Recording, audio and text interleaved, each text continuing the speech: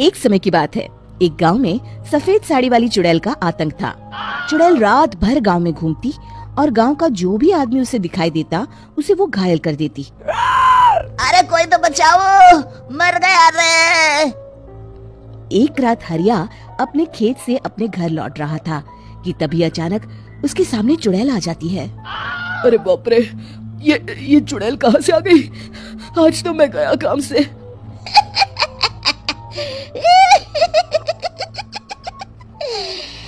आज मुझे मेरा शिकार मिल गया। अरे चुड़ैल दीदी, मुझे छोड़ दो। जैसे ही चुड़ैल हरिया की तरफ बढ़ती है, हरिया वहाँ से भाग जाता है और अपने घर के दरवाजे पे पहुँचता है। अरे भगवान, जल्दी से दरवाजा खोलो, मेरे पीछे चुड़ैल पड़ी है।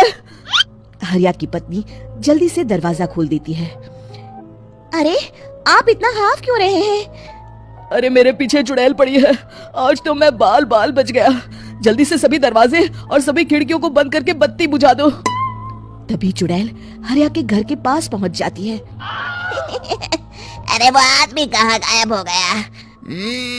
मैं भी देखती हूँ आखिर कब तक बचेगा। मैं अपने शिकार को इतनी आसानी से नहीं छोड़ती। इतना कहकर चुड़ैल वहाँ से चली जाती है। वहीं दूसरी तरफ हरिया और उसकी पत्नी दोनों अपने घर की खिड़की से ये सब देख रहे होते हैं।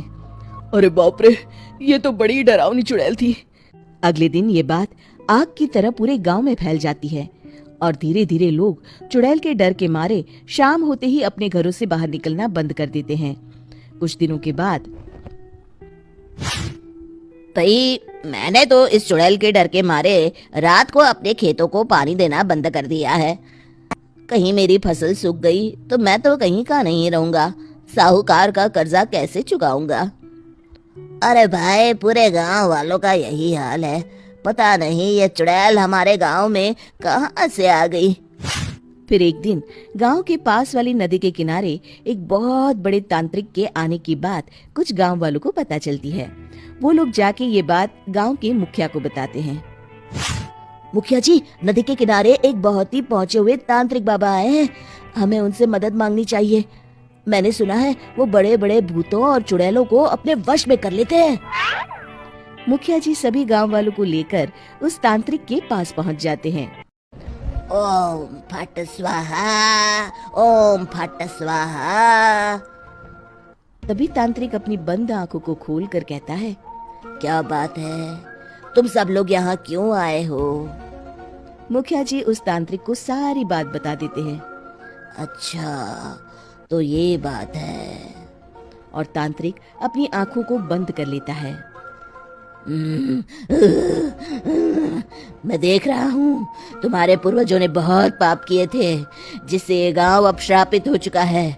उसी के फल स्वरूप तुम्हारे गांव में चुड़ैल आई है।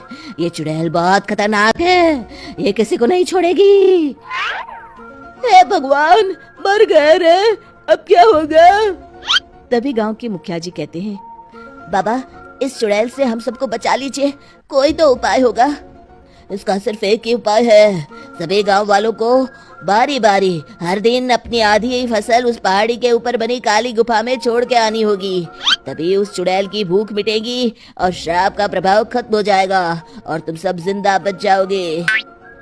सभी गांव वाले उस तांत्रिक की बात को मान लेते हैं और वहां से चले जाते हैं। फिर अगले दिन से रोज उस गांव के लोग बारी बारी से अपनी आधी फसल उस काली गुफा के पास जाकर रखाते। कुछ दिनों बाद हरिया की बारी आती है। बाप रे, आज तो मेरी बारी है उस काली गुफा में जाने की। क्या करूं? वो तो बड़ी खतरनाक चुड़ैल है। मेरे तो हाथ पैर कांप रहे हैं। फिर हरिया डरते डरते अनाज की बोरियां अपनी बैलगाड़ी में लाद देता है। तभी हरिया की पत्नी उससे कहती है, देखो जी, संभल के जाना और किसी भी हालत में शाम होने से पहले वापस आ जाना। उस चुड़ैल का कोई भरोसा नहीं है जी। हरिया बैलगाड़ी में बैठते हुए कहता है, भगवान, मैं क्या वापस आऊंगा? लगता है अब तो मेरी खबर ही आएगी। इतना कहकर हरिया वहाँ से चला जाता है। रास्ते में जंगल से गुजरते हुए हरिया की बैलगाड़ी का एक चक्का बड़े गड्ढे में फंस जाता है। हे भगवान, अब ये क्या मुसीबत है? हरिया नीचे उतर के पूरी ताकत से अपनी बैलगाड़ी को गड्ढे से निकालने की कोशिश करता है। बहुत देर मेहनत करने के बाद हरिया की बैलगाड़ी उस गड्ढे से बाहर निकल जाती है। हे भगवान, अब तो शाम होने वाली है। आज तो मैं गया काम से। जैसे तैसे हरिया काली गुफा में पहुंच जाता है।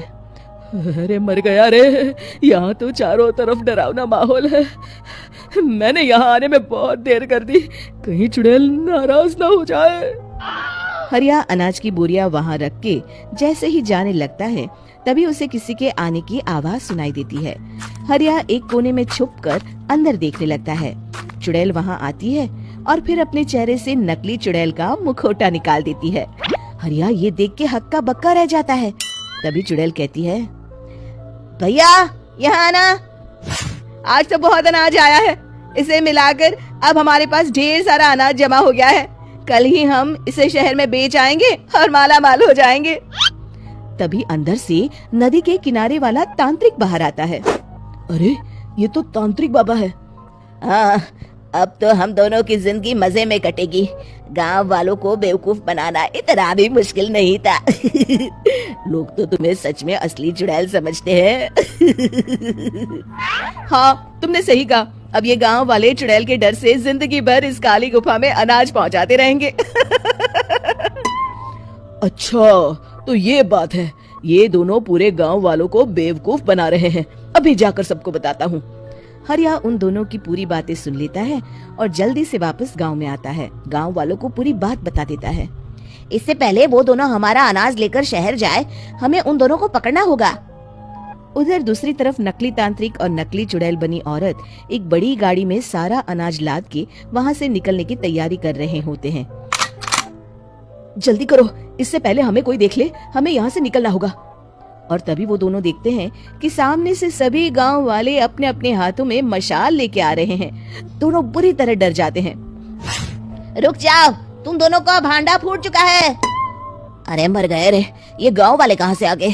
तुमने क्या सोचा इतनी आसानी से यहाँ से निकल जाओगे?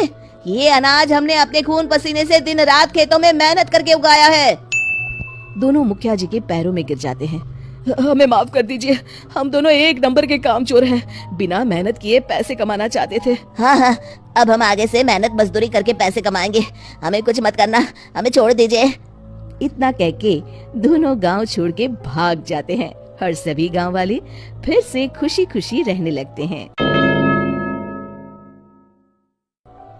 शिक्षा, तभी तो कहते हैं कि किसी भी समस्या का समाधान केवल सूझबूझ से ही करना चाहिए और कभी हिम्मत नहीं हारनी चाहिए। दोस्तों, हमें उम्मीद है कि आपको हमारी ये कहानी पसंद आई होगी। कृपया हमारे चैनल को सब्सक्राइब करें और सभी अपडेट्स के लिए बेल आइकन जरूर दबाएं। और हाँ, वीडियो लाइक और शेयर करना मत भूलिएगा। Bye bye.